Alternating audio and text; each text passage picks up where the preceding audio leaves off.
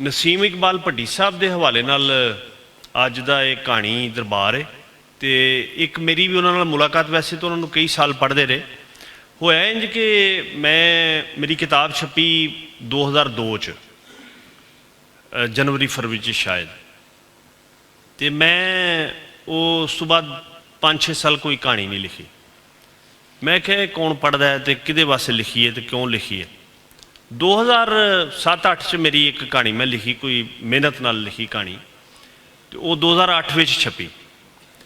ਉਹ ਜਿਸ ਵੇਲੇ ਛਪੀ ਤਾਂ ਉਹ ਸਮਝ ਲਓ ਕਿ ਮੇਰਾ ਰੀਬਰਥ ਸੀ ਇੱਕ ਸ਼ਾਰਟ ਸਟੋਰੀ ਰਾਈਟਰ ਦੇ ਤੌਰ 'ਤੇ। ਅਤੇ ਇੱਕ ਅਵਾਰਡ ਹੁੰਦਾ ਸੀ, ਸਾਡੇ ਇੱਕ ਬਿਸ਼ਤੀ ਦੋਸਤ ਸਨ ਸਨਾਵਰ ਚੱਦੜ, ਪੰਜਾਬੀ ਕਹਾਣੀ ਦਾ ਬੜਾ ਵੱਡਾ ਨਾਂ।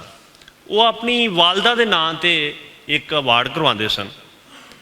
ਅਤੇ ਮੇਰੀ ਬੜੀ ਖੁਆਇਸ਼ ਸੀ ਕਿ ਬਈ ਇਹ ਅਵਾਰਡ ਜਿਹੜਾ ਹੈ, ਇਸ ਸਾਡੀ ਤਾਂ ਮੇਰੀ ਬੜੀ ਬੰਬੂ ਕਾਟ ਕਹਾਣੀ ਛਪੀ ਹੈ ਅਤੇ ਇਹ ਅਵਾਰਡ ਮੈਨੂੰ ਮਿਲਣਾ ਚਾਹੀਦਾ, ਮੇਰਾ ਹੱਕ ਬਣਦਾ। ਅਤੇ ਆਬਾਦ ਨਬੀਲ ਸ਼ਾਦ, ਡਾਕਟਰ ਆਬਾਦ ਨਬੀਲ ਸ਼ਾਦ ਪੰਜਾਬੀ ਦੇ ਬਹੁਤ ਅੱਛੇ ਸ਼ਾਇਰ ਨੇ, ਉਹਨਾਂ ਦਾ ਮੈਨੂੰ ਮੈਸੇਜ ਆਇਆ ਜੀ ਕਿ ਤੁਹਾਡਾ ਆਉਣਾ ਬੜਾ ਜ਼ਰੂਰੀ ਹੈ। ਅਤੇ ਮੈਂ ਸਮਝਿਆ ਬਈ ਇਹ ਇਨਾਮ ਮੈਨੂੰ ਹੀ ਮਿਲਣਾ। ਅਤੇ ਮੈਂ ਉਹ ਜੋਹਰ ਟਾਊਨ ਰਹਿੰਦਾ ਸਾਂ, ਅਤੇ ਉੱਥੋਂ ਗੱਡੀ ਚਲਾ ਕੇ ਕੋਈ 10-15 ਮੀਲ ਦਾ ਪਿੰਡਾ ਕਰਕੇ ਤੋਂ ਚੁਪਾਲ ਨਾਸਰ ਬਾਗ ਮੈਂ ਆਇਆ। ਅਤੇ ਮੈਂ ਵੇਖਿਆ ਕਿ ਜਿਹੜੀਆਂ ਉਹ ਬਣੀਆਂ ਪਈਆਂ ਨੇ ਨਾ ਆਪਣਾ ਉਹ ਸ਼ੀਲਡਾਂ ਜਿਹੀਆਂ, ਉਹਦੇ 'ਚ ਮੇਰਾ ਕੋਈ ਨਾਂ ਨਹੀਂ, ਨਾਲ ਲਿਫਾਫੇ ਵੀ ਸਨ ਜਿਨ੍ਹਾਂ ਵਿੱਚ ਕੋਈ ਪੈਸੇ ਹੁੰਦੇ ਥੋੜ੍ਹੇ ਬਹੁਤੇ।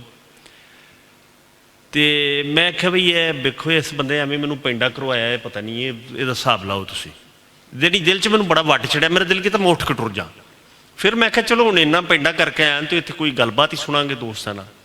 ਉਹ ਜਿਸ ਲਈ ਉਹਨਾਂ ਸਟੇਜ 'ਤੇ ਬੁਲਾਇਆ ਅਤੇ ਜਮੀਲਪਾਲ ਸਾਹਿਬ ਨੂੰ ਅਤੇ ਮੈਨੂੰ ਉਹਨਾਂ ਸਟੇਜ 'ਤੇ ਬੁਲਾ ਲਿਆ, ਅਤੇ ਉਹ ਯਾਨੀ ਕਾਰਵਾਈ ਸ਼ੁਰੂ ਹੋ ਗਈ। ਅਤੇ ਉਹ ਪਹਿਲਾਂ ਉਹਨਾਂ ਦੀਆਂ ਕਹਾਣੀਆਂ ਸੁਣੀਆਂ। ਸਾਬਰ ਅਲੀ ਸਾਬਰ ਨੇ ਕੋਈ ਆਪਣਾ ਸ਼ਾਇਰੀ ਦਾ ਕੋਈ ਕਲਾਮ ਸੁਣਾਇਆ, ਕੋਈ ਕਹਾਣੀ ਸੁਣਾਈ, ਕੋਈ ਅਜੇ ਮੈਨੂੰ ਜਿੰਨਾ ਕੋਈ ਯਾਦ। ਅਤੇ ਨਸੀਮ ਇਕਬਾਲ ਭੱਟੀ ਸਾਹਿਬ ਨੂੰ ਵੀ ਅਵਾਰਡ ਦਿੱਤਾ ਗਿਆ। ਉਹ ਅਵਾਰਡ ਮੈਨੂੰ ਦੇਣ ਦਾ ਅਜ਼ਾਜ਼ ਹਾਸਲ ਹੋਇਆ। ਇਹ ਮੇਰੀ ਭੱਟੀ ਸਾਹਿਬ ਨਾਲ ਇੱਕ ਮੁਲਾਕਾਤ ਮੈਨੂੰ ਯਾਦ। ਅਤੇ ਜਿਸ ਵੇਲੇ ਉਹ ਤਕਰੀਬ ਮੁੱਕੀ ਅਤੇ ਮੈਨੂੰ ਪਤਾ ਚੱਲਿਆ ਕਿ ਅੱਜ ਦੀ ਇਸ ਤਕਰੀਬ ਦੀ ਸਦਾਰਤ ਮੈਂ ਕੀਤੀ ਹੈ। ਜਦੋਂ ਮੈਨੂੰ ਉਹਨਾਂ ਬੁਲਾਇਆ ਅਤੇ ਮੈਂ ਕਿਹਾ ਕਿ ਅਸੀਂ ਜ਼ਿੰਦਗੀ ਦੇ ਵਿੱਚ ਆਪਣੇ ਆਪ ਨੂੰ ਕਿੱਥੇ ਖਿਲਾਰਨੇ ਆ, ਸਾਡੀ ਖੁਆਇਸ਼ ਕੀ ਹੁੰਦੀ ਹੈ, ਅਤੇ ਤੁਹਾਡੇ ਆਲ ਦੁਆਲੇ ਉਹ ਤੁਹਾਨੂੰ ਜਿਹੜੇ ਲੋਕ ਹੁੰਦੇ ਨੇ ਉਹ ਕਿੱਥੇ ਖਿਲਾਰਦੇ ਨੇ। ਅੱਛਾ, ਦੂਜੀ ਇੱਕ ਮੈਂ ਅੱਜ ਆਮ ਤੌਰ 'ਤੇ ਜਦੋਂ ਵੀ ਮੈਂ ਕਦੀ ਸਟੇਜ 'ਤੇ ਆਉਣਾ, ਅਤੇ ਮੈਂ ਕਦੀ ਸਟੇਜ ਵੱਲ ਧਿਆਨ ਨਹੀਂ ਕੀਤਾ। ਅੱਜ ਕੱਲ੍ਹ ਦੇ ਜਿਹੜੇ ਪ੍ਰਾਈਮ ਮਿਨਿਸਟਰ ਨੇ ਉਹਨਾਂ ਦੇ ਸਾਹਮਣੇ ਵੀ ਇੱਕ ਵਾਰੀ ਮੈਨੂੰ ਤਕਰੀਰ ਕਰਨ ਦਾ ਮੌਕਾ ਮਿਲਿਆ, ਉਦੋਂ ਪ੍ਰਾਈਮ ਮਿਨਿਸਟਰ ਨਹੀਂ ਸਨ। ਮੈਂ ਕਹਿੰਦਾ ਕਿ ਜਿਹੜੇ ਸਾਹਮਣੇ ਬੈਠੇ ਹੁੰਦੇ ਨੇ ਸਾਰੀ ਸਦਰ ਅਤੇ ਮਹਿਮਾਨ ਖਸੂਸੀ ਹੁੰਦੇ ਨੇ, ਲੇਕਿਨ ਅੱਜ ਮੈਂ ਹਫੀਜ਼ ਸਾਹਿਬ ਦੀ ਵਜ੍ਹਾ ਨਾਲ ਮੇਰੀ ਅੱਜ ਉਹਨਾਂ ਨਾਲ ਪਹਿਲੀ ਮੁਲਾਕਾਤ ਹੈ। ਲੇਕਿਨ ਸਾਡਾ ਇੰਨਾ ਮੈਂ ਇਹ ਉਹਨਾਂ ਲੋਕਾਂ 'ਚੋਂ ਨੇ ਜਿਨ੍ਹਾਂ ਨੂੰ ਮੈਂ ਸਮਝਦਾ ਕਿ ਬਗੈਰ ਮਿਲਿਆ ਹੀ ਸਾਡਾ ਮਿਲਣ ਵਰਤਨ ਉਸ ਤਰ੍ਹਾਂ ਹੀ ਹੈ। ਉਹਦੀ ਵਜ੍ਹਾ ਇਹ ਵੇ ਕਿ ਜਿਨ੍ਹਾਂ ਕਦੀ ਦੋਸਤਾਂ ਨੇ ਰੇਡੀਓ ਲਾਹੌਰ ਸੁਣਿਆ, ਉਹ ਮੁਦੱਸਰ ਸ਼ਰੀਫ ਦੇ ਨਾਂ ਤੋਂ ਵਾਕਿਫ ਹੋਣ ਨੇ। ਮੁਦੱਸਰ ਸ਼ਰੀਫ ਰਾਵੀ ਰੰਗ ਅਤੇ ਹੋਰ ਇਹੋ ਜਿਹੇ ਕਈ ਪ੍ਰੋਗਰਾਮ ਜਿਹਦੇ ਵਿੱਚ ਉਹ ਅੱਲਾ ਸੋਹਣਾ, ਉਹ ਮੀਆਂ ਵਾਲੀ ਦਾ ਜੰਮਪਲ ਸਨ, ਮੁਲਤਾਨ ਰਹੇ ਸਨ, ਲੇਕਿਨ ਉਹ ਐਡੀ ਸੋਹਣੀ ਪੰਜਾਬੀ ਬੋਲਦੇ ਸਨ ਕਿ ਉਹਨਾਂ ਦੇ ਤੁਸੀਂ ਸੋਚ ਨਹੀਂ ਸਕਦੇ। ਅੱਜ ਕੱਲ੍ਹ ਐਂਕਰ ਬੜੇ ਮੁੰਡਿਆਂ ਤੋਂ ਥੁੱਕ ਸੁੱਟਦੇ ਨੇ। ਮੁਦੱਸਰ ਸ਼ਰੀਫ ਨੂੰ ਮਿਲਣ ਵਾਸਤੇ ਰੇਡੀਓ ਦੇ ਗੇਟ ਤੋਂ ਬਾਅਦ 100-150 ਬੰਦਾ ਆਪਣੀ ਅੱਖਾਂ ਨਾਲ ਵੇਖਿਆ ਸੀ ਅਤੇ ਸੁਣਿਆ ਜਿਹੜੇ ਸੀਨੀਅਰ ਬਰੋਡਕਾਸਟਰ ਸਨ। ਅਤੇ ਬੜੇ ਘੱਟ ਦੋਸਤਾਂ ਨੂੰ ਪਤਾ ਹੈ ਕਿ ਹਫੀਜ਼ ਸਾਹਿਬ ਵੀ ਰੇਡੀਓ 'ਚ ਪ੍ਰੋਡਿਊਸਰ ਰਹੇ ਨੇ। ਇਹ ਮੁਦੱਸਰ ਸ਼ਰੀਫ ਅਤੇ ਬੈਜਮੇਟ ਸਨ।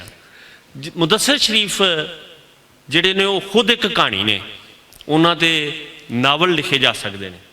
ਉਹ ਜਦੋਂ ਫੌਤ ਹੋਏ ਅਤੇ ਮੈਂ ਇਹਨਾਂ ਦਾ ਨੰਬਰ ਮੰਗਿਆ ਅਤੇ ਫਿਰ ਅਸੀਂ ਆਪੇ ਦੋਵਾਂ ਗੱਲਬਾਤ ਕੀਤੀ ਅਤੇ ਕੋਈ ਅੱਧਾ ਘੰਟਾ ਸੀ ਮੁਦੱਸਰ ਸ਼ਰੀਫ ਦੀਆਂ ਗੱਲਾਂ ਕਰਦੇ ਨੇ। ਮੈਂ ਅੱਜ ਦੀ ਇਹ ਕਹਾਣੀ ਮੁਦੱਸਰ ਸ਼ਰੀਫ ਦੇ ਨਾਂ ਕਰਨਾ। ਕਹਾਣੀ ਮੇਰਾ ਇਰਾਦਾ ਸੀ ਜੀ ਕਿ ਮੈਂ ਨਵੀਂ ਲਿਖਾਂ, ਹੈ ਕੋਈ 8-10 ਕੁ ਸਾਲ ਪੁਰਾਣੀ ਕਹਾਣੀ ਹੈ ਅਤੇ ਮੈਂ ਨਹੀਂ ਲਿਖ ਸਕਿਆ। ਪਿਛਲੇ ਸਾਲ ਮੈਂ ਵੈਸੇ ਇਹ ਵੀ ਤਹਈਆ ਕੀਤਾ ਸੀ ਕਿ ਅਗਲੇ ਸਾਲ ਤੱਕ ਮੇਰੀ ਕਿਤਾਬ ਆਏਗੀ, ਉਹ ਵੀ ਕੋਈ ਨਹੀਂ ਆਈ ਅਤੇ ਕਹਾਣੀ ਵੀ ਨਹੀਂ ਆਈ। ਇਹ ਹੁਣ ਮੈਂ ਇੱਕ ਪੁਰਾਣੀ ਕਹਾਣੀ ਜਿਹੜੀ ਹੈ ਤੁਹਾਨੂੰ ਪੇਸ਼ ਕਰ ਰਿਹਾ। ਕਹਾਣੀ ਦਾ ਨਾਂ ਹੈ ਜੀ ਕੁਰਲਾਟ। ਇਹ ਪੰਜਾਬੀ ਅਦਬੀ ਸੰਗਤ ਚੁਪਾਲ ਵਿੱਚ ਹੀ 20/5/11 ਯਾਨੀ 2011 ਨੂੰ ਮੈਂ ਪੜ੍ਹੀ ਸੀ। ਕੁਰਲਾਟ। ਬਾਲੇ ਦੀ ਲੋਥ ਪਿੰਡ ਆਈ ਅਤੇ ਪੂਰੇ ਪਿੰਡ ਵਿੱਚ ਤਰਫਾਟ ਮੱਚ ਗਿਆ।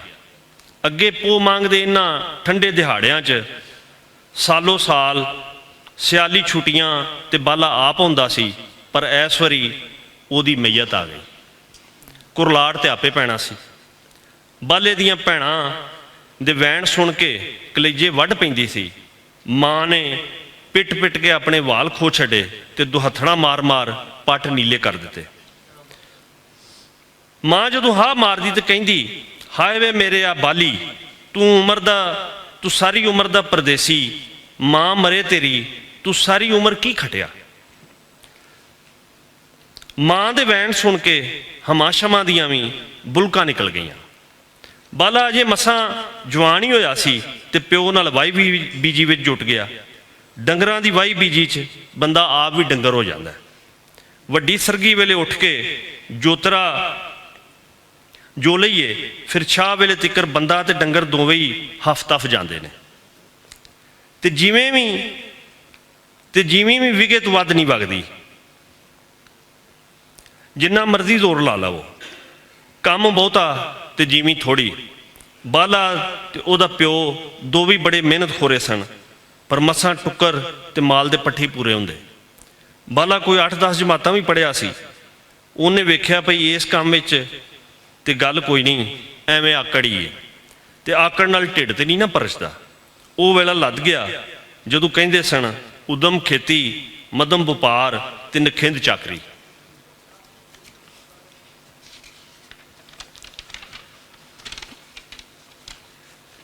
ਬਾਲਾ ਇੰਨਾ ਪੜ੍ਹਿਆ ਲਿਖਿਆ ਤੇ ਹੈ ਨਹੀਂ ਸੀ ਕੋਈ ਨੌਕਰੀ ਮਿਲ ਜਾਏ, ਵਪਾਰ ਕਰਨ ਜੋਗਾ ਹੈ ਨਹੀਂ ਸੀ, ਤੇ ਬਸ ਆ ਜਾ ਕੇ ਤਾਣੀ ਇੱਕ ਗੱਲ ਤੇ ਟੁੱਟਦੀ ਸੀ, ਕਿਤੇ ਬਾਹਰਲੇ ਮੁਲਕ ਮਿਹਨਤ ਮਜ਼ਦੂਰੀ ਕੀਤੀ ਜਾਏ। ਪਰ ਬਾਲੇ ਨੂੰ ਅਰਬ ਮੁਲਕਾਂ 'ਚ ਜਾਣਾ ਪਸੰਦ ਨਹੀਂ ਸੀ। ਉਹ ਸਮਝਦਾ ਸੀ ਉੱਥੇ ਵੀ ਉਹ ਯੋਂ ਗੱਲ ਹੈ, ਖੇਚਲ ਤੇ ਕੰਮ ਬਹੁਤਾ ਤੇ ਪੈਸਾ ਘੱਟ। ਟਾਹਲੀ ਵਾਲੇ ਦਾ ਯਾਸੂ 6 ਵਰੇ ਪਹਿਲੋਂ ਯੂਰਪ ਗਿਆ ਸੀ ਤੇ 6 ਵਰਿਆਂ 'ਚ ਉਹਨੇ ਹੱਦਾਂ ਮੁਕਾ ਛੜੀਆਂ ਸਨ। ਘਰ ਦੀ ਹਰ ਸ਼ਾਈ ਬਦਲ ਦਿੱਤੀ ਉਹਨੇ। ਸਾਰੇ ਪਿੰਡੋਂ ਉੱਚੇ ਪੱਕੇ ਕੋਠੇ ਬਣਾਏ। ਆਪਣੇ ਵਿਆਹ ਤੇ ਉਹਨੇ ਧੁੰਮਾਂ ਪਾ ਦਿੱਤੀਆਂ। 6 ਦਿਨ ਸਪੀਕਰ ਤੇ ਵੇਲਾਂ ਹੋ ਕੋਕ ਬੰਦੇ ਥੱਕ ਗਏ, ਪਰ ਉਹਦੇ ਕੋਲੋਂ ਪੈਸੇ ਨਾ ਮੁੱਕੇ। ਘੋੜੇ ਨਚਾਣ ਤੋਂ ਲੱਗ ਕੇ ਲਾਹੌਰੋਂ ਨਚਾਣ ਲਈ ਕੰਜਰੀਆਂ ਮਗਾਨ ਤੇ ਇੱਕ ਉਹਨੇ ਕਿਹੜਾ ਖੇਖਣ ਨਹੀਂ ਸੀ ਕੀਤਾ। ਬਾਲੇ ਦੇ ਆਪਣੇ ਪਿੰਡੋਂ ਸੁੰਬਲਪੁਰੋਂ ਤੇ ਟਾਹਲੀ ਵਾਲਿਓਂ ਅਜੇ ਅਗਲੇ ਦਿਨ ਜਦੋਂ 6-7 ਮੁੰਡੇ ਯੂਰਪ ਆਪੜੇ ਤੇ ਬਾਲੇ ਦੇ ਅੰਦਰ ਤੇ ਹੌਲ ਜੇ ਉੱਠਣ ਲੱਗ ਪਏ, ਤੇ ਉਹਨੇ ਪਿਓ ਨੂੰ ਰਾਜ਼ੀ ਕਰ ਹੀ ਲਿਆ ਵੀ 2 ਵੱਡੀਆਂ ਮੱਝਾਂ ਤੇ ਇੱਕ ਝੋਟੀ ਵੇਚ ਕੇ ਅੱਧੇ ਪੈਸੇ ਬਣ ਜਾਣੇ ਨੇ, ਬਾਕੀ ਭੈਣ ਭਰਾਵਾਂ ਤੇ ਸਾਕਾਂ ਅੰਗਾਂ ਕੋਲੋਂ ਫੜ ਕੇ ਪੂਰੇ ਕਰੀਏ। 1.25 ਲੱਖ ਤੇ ਹੈ ਸਾਰਾ। ਬਾਲੇ ਦੇ ਪਿਓ ਅੱਲਾ ਰੱਖੇ ਕਿਹਾ, ਪੁੱਤਰਾ ਪਿੰਡਾਂ ਤੇ ਔਖਾ ਹੈ, ਮੈਂ ਤੇ ਜ਼ਿੰਦਗੀ 'ਚ 1.25 ਲੱਖ ਦੀ ਦੂਰੋਂ ਵੀ ਸ਼ਕਲ ਨਹੀਂ ਵੇਖੀ। ਉਹਨੇ ਕੰਨਾਂ ਨੂੰ ਹੱਥ ਲਾਉਂਦਾ ਹੋਇਆਂ ਤੋਬਾ ਤੋਫ ਕੀਤੀ ਤੇ ਆਖਿਆ, ਪੁੱਤਰਾ ਅਸਾਂ ਤੇ 14 ਤੇ 18-20 ਦੀਆਂ ਗੱਲਾਂ ਸੁਣੀਆਂ ਕੀਤੀਆਂ ਨੇ, ਤੂੰ ਸਵਾਰੇ 1.25 ਲੱਖ ਦੀ ਕਹਾਣੀ ਪਾ ਦਿੱਤੀ ਏ। ਬਾਲੇ ਕਿਹਾ, ਬਾ ਹੌਸਲਾ ਕਰ, ਰੱਬ ਚੰਗੀਆਂ ਕਰੇਗਾ। ਪੈਸਾ ਪੈਸੇ ਨੂੰ ਖਿੱਚਦਾ ਹੈ, ਤੇ ਤੂੰ ਇੱਕ ਵਾਰੀ ਮੈਨੂੰ ਬਾਹਰ ਜਾਣ ਦੇ, ਫਿਰ ਵੇਖੀ ਮੈਂ ਕਿਸ ਤਰ੍ਹਾਂ ਨੋਟਾਂ ਦੀਆਂ ਥਈਆਂ ਲਾਣਾ ਵਾ।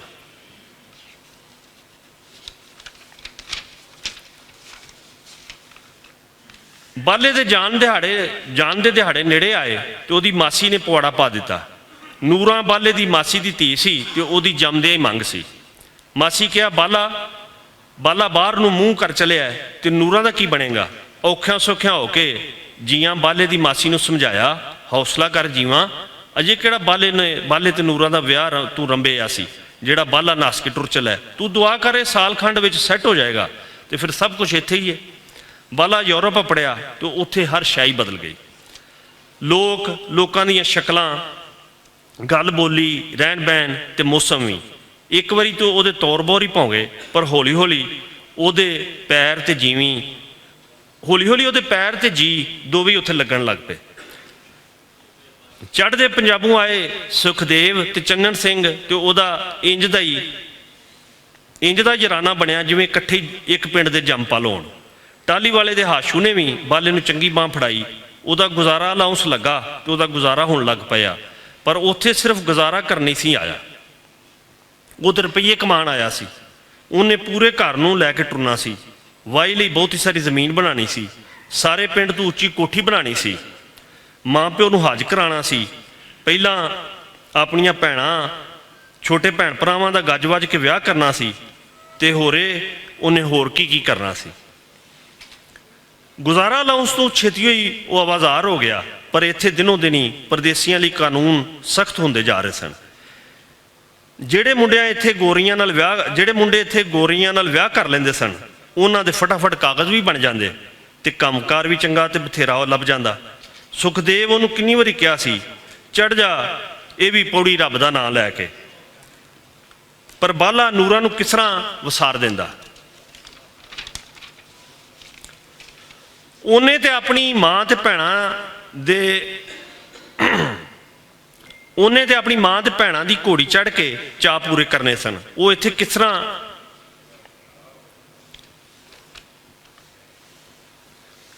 ਕਿਸ ਤਰ੍ਹਾਂ ਚਪਣੀਆਂ ਭੰਨੇ ਬਣਾ ਹੀ ਖਾਰੇ ਚੜ੍ਹ ਜਾਂਦਾ। 3 ਵਰੇ ਲੰਘ ਗਏ, ਪਰ ਬਾਲੇ ਦਾ ਸਹੀ ਤਰ੍ਹਾਂ ਹੱਥ ਨਾ ਪਿਆ। ਘਰ ਦੇ ਔਖੇ ਵੀ ਹੋਣ, ਉਹ ਲੋਕਾਂ ਅੱਗੇ ਭੋਗ ਵੀ ਨਹੀਂ ਸਨ ਪਾਉਂਦੇ, ਪਰ ਹੁਣ ਤੇ ਬਾਲੇ ਦਾ ਸ਼ਰੀਕਾ ਵੀ ਗੱਲਾਂ ਕਰਨ ਲੱਗ ਪਿਆ ਸੀ। ਬਾਲੇ ਨੂੰ ਖੱਤ ਪੱਤਰ ਤੇ ਆਉਣ ਜਾਣ ਵਾਲੇ ਮੁੰਡਿਆਂ ਦੀ ਪਿੰਡ ਤੇ ਘਰ ਦੀ ਉਗਸੁਗ ਲੱਗਦੀ ਰਹੀ। ਉਹ ਬਥੇਰੇ ਉਸਲਵਟ ਲੈਂਦਾ, ਪਰ ਉਹਨੂੰ ਕੋਈ ਰਾਹ ਨਹੀਂ ਸੀ ਲੱਭਦੀ। ਪਿਓ ਅੱਗੇ ਕੀਤੀ ਗੱਲ ਮੁਜਬ ਨੋਟਾਂ ਦੀਆਂ ਥਈਆਂ ਕਿਸ ਤਰ੍ਹਾਂ ਲਾਵੇ।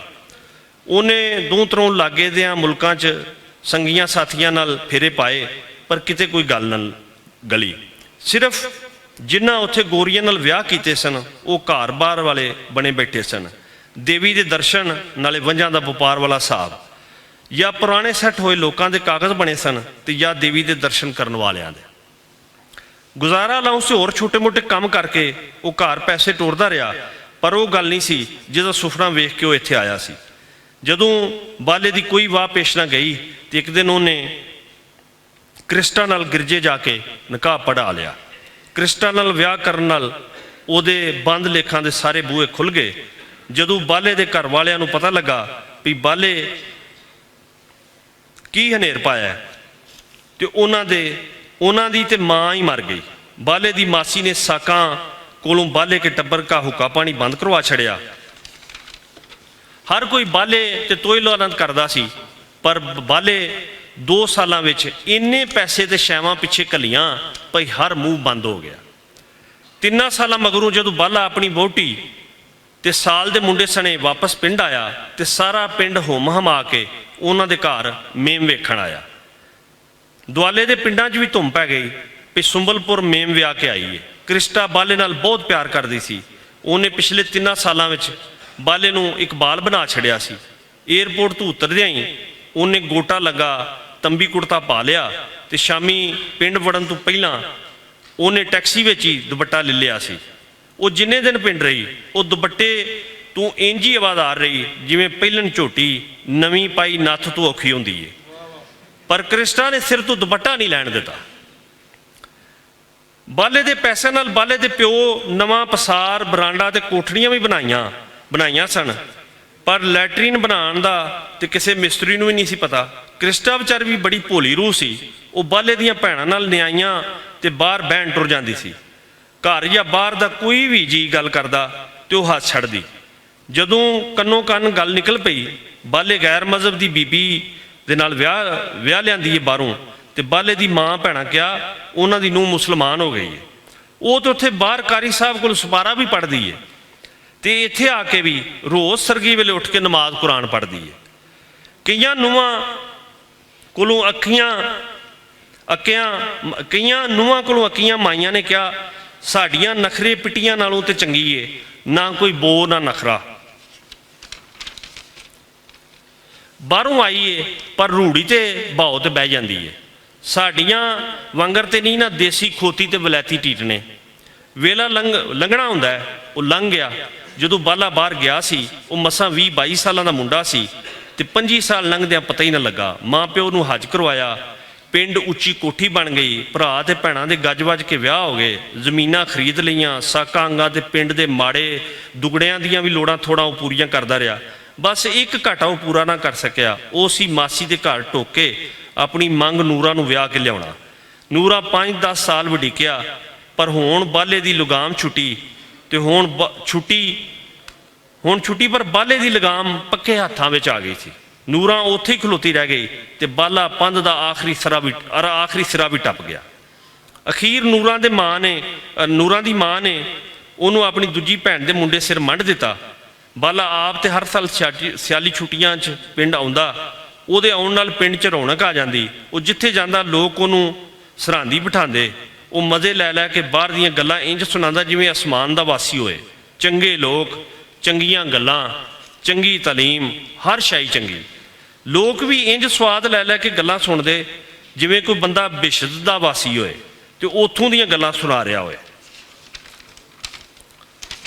2-4 ਸਾਲਾਂ ਮਗਰੋਂ ਬਾਲਾ ਬਾਲ ਬੱਚੇ ਸਣੇ ਪਿੰਡ ਆਉਂਦਾ। ਉਹਦਾ ਦਿਲ ਕਰਦਾ ਸੀ ਉਹ ਪੱਕਾ ਹੀ ਪਿੰਡ ਆ ਕੇ ਕੋਠੀ 'ਚ ਬਾਲ ਬੱਚੇ ਸਣੇ ਰਹੇ। ਪਰ ਜਦੋਂ ਉਹਦਾ ਬਾਲ ਬੱਚਾ ਇੱਥੇ ਆਉਂਦਾ ਤੇ ਉਹਨਾਂ ਨੂੰ ਇੱਥੋਂ ਦਾ ਪਾਣੀਓ ਹੀ ਨਾ ਸਿਖਾਉਂਦਾ। ਧੂੜ ਮਿੱਟੀ, ਬਿਜਲੀ, ਤਾਨੇ ਮਿਹਣੇ, ਲੜਾਈ ਝਗੜੇ, ਸ਼ਰੀਕਾ ਬਰਾਦਰੀ ਤੇ ਹੋਰ ਕਿੰਨੇ ਹੀ ਮਸਲੇ ਮਸਾਇਲ। ਸਭ ਤੋਂ ਵੱਡੀ ਗੱਲ ਤੇ ਇਹ ਸੀ ਵੱਡੇ ਲੋਕ ਤੇ ਬਾਲ ਬੱਚੇ ਨੂੰ ਪੜ੍ਹਨ ਲਈ ਬਾਹਰ ਘੱਲਦੇ ਨੇ। ਉਹਦੀਆਂ ਛੋਟੀਆਂ 2 ਧੀਆਂ ਤੇ ਵੱਡਾ ਪੁੱਤਰ ਮੁਫਤ ਬਾਹਰ ਪੜ੍ਹ ਰਹੇ ਸਨ। ਉਹ ਉੱਤੋਂ ਬੜਾ ਸੁਖੀ, ਸ਼ਾਂਤ ਤੇ ਰੱਜ ਵਸਦਾ ਲੱਗਦਾ ਸੀ, ਪਰ ਅੰਦਰੋਂ ਅਵਲੀਆਂ ਵੰਡੀਆਂ 'ਚ ਵੰਡ ਗਿਆ ਸੀ।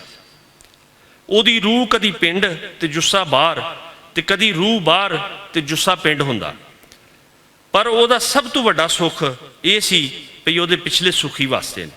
ਜਦੋਂ ਬਾਲੇ ਦੇ ਬਾਲ ਜ਼ਰਾ ਵੱਡੇ ਹੋਏ ਤੇ ਹੌਲੀ ਹੌਲੀ ਲੰਮੀਆਂ ਉਡਾਰੀਆਂ ਭਰਨ ਲੱਗ ਪਏ। ਉਹਦਾ ਦਿਲ ਕੰਬਣਾ ਸ਼ੁਰੂ ਹੋ ਗਿਆ। ਹਾਲਾਂਕਿ ਜਦੋਂ ਉਹਦੇ ਜਾਣੇ ਪਿੰਡ ਜਾਂਦੇ ਸਨ, ਉਹ ਫੁੱਫੀਆਂ ਚਾਚਿਆਂ ਨਾਲ ਇੰਜ ਘੁਲ ਮਿਲ ਜਾਂਦੇ ਜਿਵੇਂ ਇੱਥੋਂ ਦੀ ਜੰਮਪਲ ਹੋਣ। ਯਾਨਪੁਣੇ 'ਚ ਤੇ ਦਾਦੇ ਦਾਦੀ ਦੀ ਕੁਛੜੂ ਨਹੀਂ ਸੁਣ ਲੈਂਦੇ। ਪਰ ਹੁਣ ਜਦੋਂ ਬਾਲੇ ਨੇ ਕ੍ਰਿਸਟਾ ਦੇ ਬੱਚਿਆਂ ਨਾਲ ਵਾਪਸ ਜਾਣ ਦੀ ਆਨੇ ਬਹਾਨੇ ਨਾਲ ਖੁਤਰਾ ਖੁਤਰੀ ਕਰਨੀ, ਉਹ ਕੰਨਾਂ ਰੇੜੇ ਮਾਰ ਛੱਡਦੇ। ਉਹ ਜਦੋਂ ਬਹੁਤੀ ਜ਼ਿੱਦ ਕਰਦਾ ਤੇ ਕ੍ਰਿਸਟਾ ਕਹਿੰਦੀ ਮੇਰੀ ਉੱਥੇ ਹਮੇਸ਼ਾ ਲਈ, ਮੇਰੇ ਲਈ ਉੱਥੇ ਹਮੇਸ਼ਾ ਲਈ ਜਾਣਾ ਔਖਾ ਹੈ।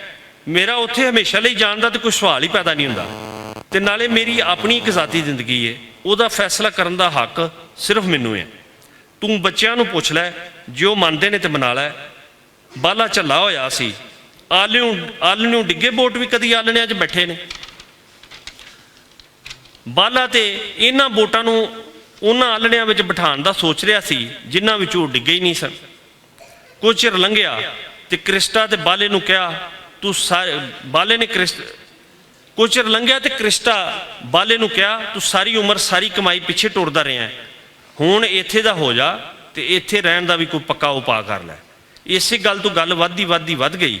ਬੱਚੇ ਪਹਿਲੋਂ ਹੀ ਉਡਾਰੂ ਸਨ। ਕ੍ਰਿਸਟਾ ਵੀ ਇੱਕ ਦਿਨ ਉਡਾਰੀ ਭਰ ਗਏ ਤੇ ਬਾਲਾ ਪੜਾਥਾ ਹੋ ਕੇ ਪਿੰਡ ਆ ਕੇ ਮਾਂ ਦੀ ਝੋਲੀ 'ਚ ਸਿਰ ਰੱਖ ਕੇ ਜੂੰ ਬਿਲਕਾ ਮਾਰਨ ਲਗਾ ਭਈ ਉਹਦਾ ਸਾਰਾ ਉਬਾਲ ਨਿਕਲ ਗਿਆ।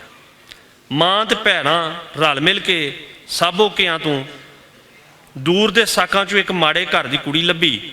ਬਾਲਾ 50 ਸਾਲਾਂ ਦੀ ਉਮਰ ਵਿੱਚ ਇੱਕ ਵਾਰੀ ਫਿਰ ਲਾੜਾ ਬਣ ਗਿਆ। ਲੋਕਾਂ ਇੱਧਰ ਉੱਧਰ ਗੱਲਾਂ ਤੇ ਬਥੇਰੀਆਂ ਕੀਤੀਆਂ, ਪਰ ਬਾਲੇ ਕੇ ਟੱਬਰ ਕੰਨਾਂ ਰੇੜੇ ਮਾਰ ਛੱਡੇ ਤੇ ਕਿਹਾ ਸ਼ਰੀਕਾਂ ਤੇ ਗੱਲ ਚੁੱਕਣੀ ਹੁੰਦੀ ਏ। ਕੋਈ ਸੜਦਾ ਤੇ ਸੜਦੇ, ਕੋਈ ਸੜਦਾ ਤੇ ਸੜੇ, ਸਾਨੂੰ ਕੀ। ਵਿਆਹ ਦੇ ਮਹੀਨੇ ਮਗਰੋਂ ਬਾਲਾ ਬਾਹਰ ਟੁਰ ਗਿਆ ਤੇ 6 ਮਹੀਨੇ ਸੁਗਰਾਂ ਦੇ ਕਾਗਜ਼ ਬਣ ਗਏ ਤੇ ਉਹ ਵੀ ਉਹਦੇ ਕੋਲ ਅੱਪੜ ਗਈ। ਬਾਲੇ ਨੂੰ ਸੁਗਰਾਂ ਇੱਕ ਵਾਰੀ ਫਿਰ ਜਵਾਨ ਕਰ ਦਿੱਤਾ ਤੇ ਸੁਗਰਾਂ ਨੇ ਜਿਉਂਦੇ ਜੀ ਵਿਸ਼ਿਸ਼ਤ ਨੂੰ ਅੱਖੀ ਡਿੱਠ ਲਿਆ। ਹਯਾਤੀ ਦੀ ਗੱਡੀ ਉਸੇ ਸਟੇਸ਼ਨ ਤੋਂ ਚੱਲ ਪਈ ਜਿੱਥੇ ਉਹ ਰੁਕੀ ਸੀ। ਵਰਿਆਂ ਮਗਰੋਂ ਬਾਲਾ ਉਸੇ ਦੁਰਾਏ ਤੇ ਖਲੋਤਾ ਸੀ ਜਿੱਥੇ ਕਈ ਵਾਰ ਪਹਿਲਾਂ ਕ੍ਰਿਸਟਾ ਉਹਨੂੰ ਖਲੋਤੇ ਨੂੰ ਬਾਏ ਕਰ ਗਏ ਸੀ। ਗੱਲ ਉਹ ਹੀ ਸੀ। ਬਾਲਾ ਚਾਹੁੰਦਾ ਸੀ ਬੱਚੇ ਵੱਡੇ ਹੋ ਰਹੇ ਨੇ, ਰੱਬ ਦਾ ਦਿੱਤਾ ਹੋਇਆ ਸਭ ਕੁਝ ਹੈ ਵੇ, ਆਪਣੇ ਦੇਸ਼ ਜਾ ਕੇ ਰਹਿਣਾ ਹੈ, ਪਿੰਡ ਨਹੀਂ ਤੇ ਸ਼ਹਿਰ 'ਚ ਰਹਿ ਲਾਂਗੇ। ਪਰ ਉਧਰੋਂ ਜਵਾਬ ਉਹ ਹੀ ਸੀ ਜੋ ਵਰੇ ਪਹਿਲਾਂ ਕ੍ਰਿਸਟਾ ਵੱਲੋਂ ਉਹਨੂੰ ਮਿਲਿਆ ਸੀ। ਪਹਿਲੀ ਵਾਰੀ ਤੇ ਬਾਲਾ 60 ਸਾਰ ਗਿਆ ਸੀ, ਪਰ ਇਸ ਵਾਰੀ ਉਹ ਨਾ ਸਾਰ ਸਕਿਆ ਤੇ ਉਹਨੇ ਆਪਣੀ ਲੋਥ ਹੀ ਪਿੰਡ ਨੂੰ ਤੋੜ ਦਿੱਤੀ ਸੀ। ਪਿੰਡ 'ਚ ਕੁਰਲਾੜ ਤੇ ਪੈਣਾ ਹੀ ਸੀ।